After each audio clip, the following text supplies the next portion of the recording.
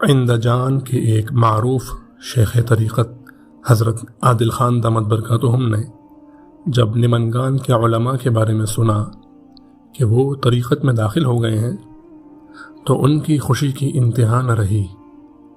انہوں نے فقیر کی طرف خصوصی نمائندہ بھیجا کہ آپ عند جان تشریف لائیں۔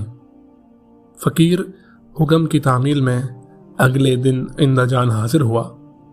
ظہر کی نماز ایک مدرسے کی مسجد میں ادا کی۔ اساتذہ اور طلباء سے ملاقات ہوئی۔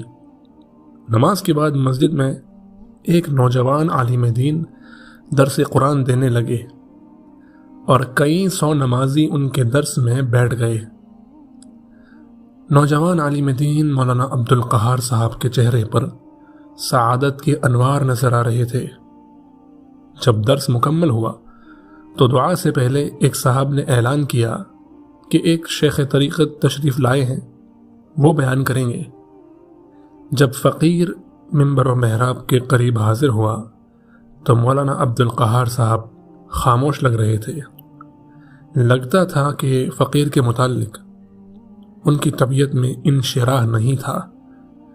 جب فقیر نے درس قرآن دیا تو انہوں نے ترجمانی کی۔ الحمدللہ نسبت شریفہ کے انوار نے محفل کو خوب گرمایا، حتیٰ کہ درس کے بعد مولانا عبدالقہار صاحب سب سے پہلے بیعت کے لیے تیار ہو گئے۔ عوام الناس کا تو کیا کہنا، ان کے جوش و خروش کا عالم تو دیدنی تھا۔ بیان سے فراغت پر مولانا عبدالقہار صاحب فقیر کو اپنے گھر لے گئے۔ انتہائی پرتکلف دعوت کا اہتمام کیا۔ کھانے سے فراغت پر فرمانے لگے کہ حضرت اب آپ آرام فرمائیں گے یا یہاں پر ایک نیا مدرسہ بن رہا ہے، وہاں جا کر دعا فرمائیں گے؟ اس مدرسہ کے بانی ابھی مسجد میں آپ سے بیعت ہو چکے ہیں۔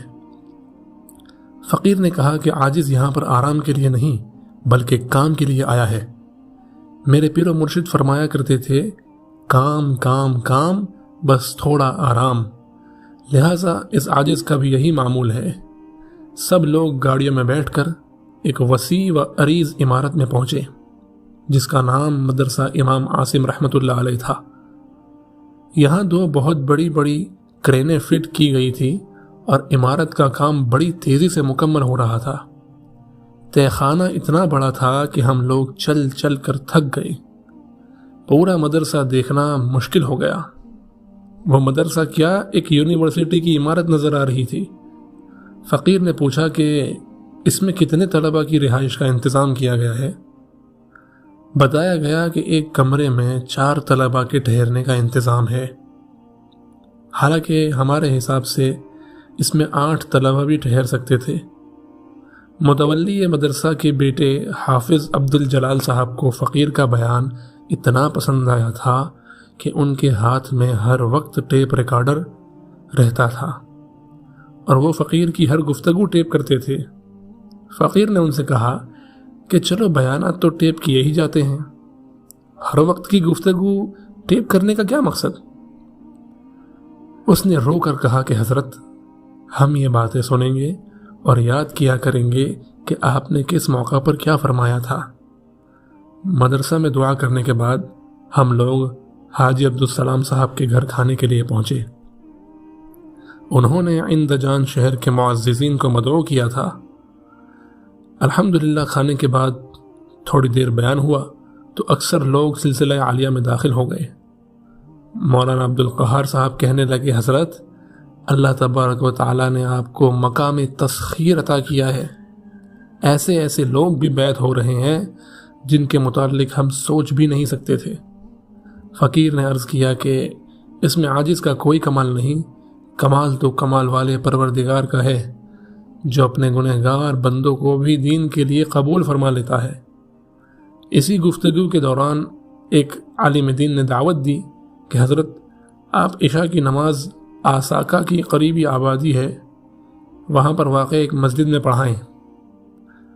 فقیر نے مولانا عبدالقہار صاحب سے پوچھا کہ فقیر تو نو وارد ہے، آپ بتائیں کیا کریں؟ تو انہوں نے کہا کہ حضرت میں خود آپ کے ساتھ وہاں چلوں گا، آپ پروگرام دے دیجیے۔ مغرب کی نماز کے بعد مولانا عبدالقہار صاحب کے ہمراہ آسا کا جانا ہوا۔ اہل محلہ کے اصرار پر فقیر نے عشاء کی نماز قصر پڑھائی، جبکہ سب نمازیوں نے اپنی بقیہ نماز پوری کی۔ نماز کے بعد بیان ہوا۔ مولانا عبدالقہار صاحب نے فرمایا کہ حضرت کا یہاں تشریف لانا ہمارے لیے نعمت غیر مترقبہ ہے۔ میرا ارادہ بہت پہلے سے تھا کہ کسی شیخ سے بیعت کروں، مگر طبیعت کہیں بھی مطمئن نہیں ہوئی تھی۔ حضرت کی توجہات نے مجھے اپنا غلام بے دام بنا لیا ہے۔ میں نے بیعت کر لی ہے، بلکہ میں تو آپ کے ہاتھ بک چکا ہوں۔ یہ کہہ کر مولانا نے اپنے عمامے کو پھیلا دیا۔ فقیر نے کہا کہ حاضرین میں سے جو حضرات بیعت ہونا چاہتے ہیں وہ کپڑا پکڑ لیں۔ بس پھر کیا تھا، سب حاضرین محفل نے کپڑا تھام لیا۔ جہاں تک نظر جاتی تھی سب لوگ بیعت کے لیے تیار تھے۔ بیعت سے فراغت پر فقیر نے سلسلہ عالیہ نقشبندیہ کے اوراد و وظائف کی تشریح اور تھوڑی دیر کے لیے مراقبہ کروایا۔ اس مراقبہ میں فقیر نے فارسی کے درج ذیل اشعار پڑھے۔ مومنا ذکر خدا بسیار گو، تاب آبی درد عالم آبرو۔ اس کا ترجمہ لکھا ہوا ہے نیچے کہ اے مومن، ذکر خدا بہت کرتا رہ کہ تو دونوں جہانوں میں عزت پائے۔ ذکر کن ذکر تا ترا جانست، پاکی دل ز ذکر رحمان است۔ ذکر کر ذکر جب تک تو زندہ ہے، کیونکہ دل کی پاکیزگی رحمان کے ذکر سے ہوتی ہے۔ یک چشم زدن غافل از شاہ نہ باشی، شاید کہ نگاہ کند آگاہ نہ باشی۔ آنکھ جھپکنے کی دیر بھی ہر بادشاہ سے غافل نہ ہو، ایسا نہ ہو کہ وہ تجھ پر کرم کی نگاہ کر رہا ہو اور تو اس وقت غافل ہو۔ ماں ہر چہ خواندہ ایم فراموش کردہ ایم، الہ حدیث یار کے تکرار می کنیم۔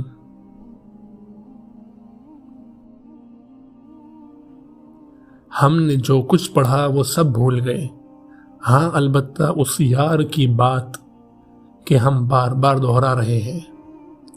یہ اشعار سن کر مجمع کے لوگ مرغ نیم بسمل کی طرح تڑپنے لگے۔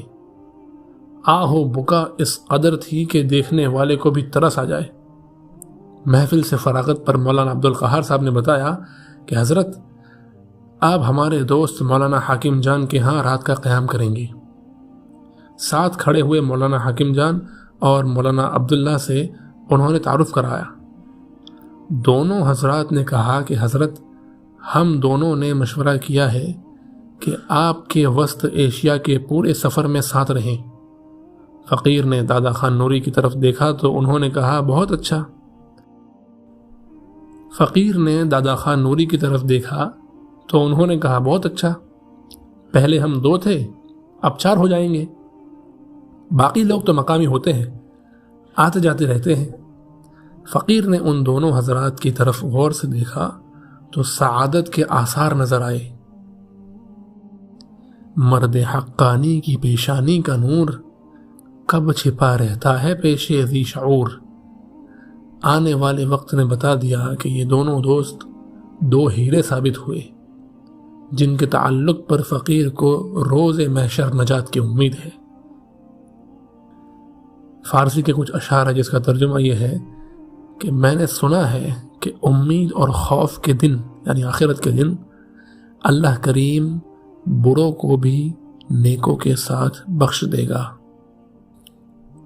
جب مولانا حاکم جان کے گھر پہنچے تو گلی سے لے کر ان کے اندرون خانہ تک ایک بالکل نیا سفید کپڑا بچھا ہوا تھا۔ فقیر نے پوچھا کہ یہ کیوں بچھایا گیا ہے؟ انہوں نے کہا کہ آپ اس پر چل کر اندر آئیں۔ فقیر نے جوتے اتارنے چاہے تو مولانا حاکم جان نے کہا کہ حضرت، آپ جوتوں سمیت چل کر آئیں، ہمارے ہاں ایسی ہستی آئی ہے کہ ہم اگر اپنی پلکیں بچھا سکتے تو دریغ نہ کرتے۔ اے باد صبا بتلا تو صحیح، مہمان جو آنے والے ہیں، کلیاں نہ بچھانا راہوں میں، ہم پلکیں بچھانے والے ہیں۔ فقیر ان کے اصرار پر چاروں ناچار اس سفید کپڑے پر چل کر گھر کے کمرے میں پہنچا۔ گھر نہایت وسیع و عریض تھا۔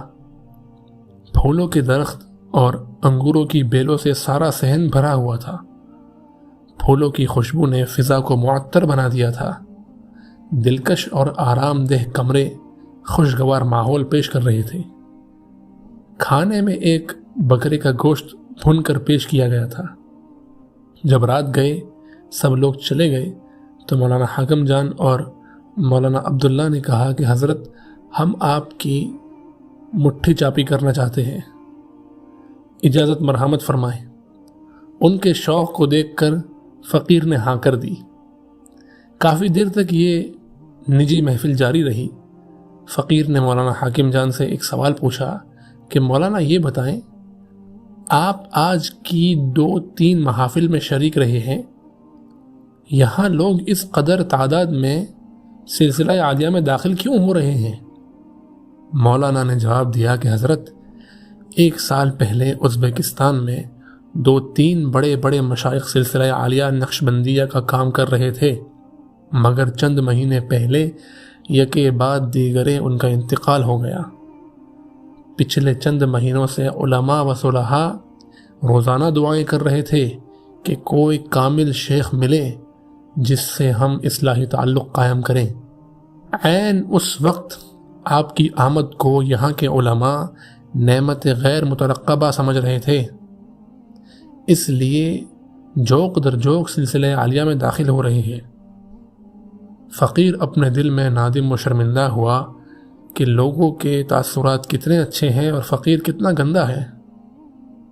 دل نے جواب دیا کہ عظمت الہی کا مشاہدہ کرو، قربان جاؤں اس کی عنایت پر جو ایک حقیر فقیر گندے بندے کو کیسی عزتوں سے نوازتا ہے۔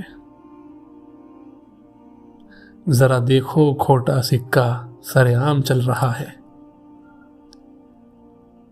انشاءاللہ آگے جو کچھ ہوا وہ اگلے ایپیسوڈ میں کہا جائے گا۔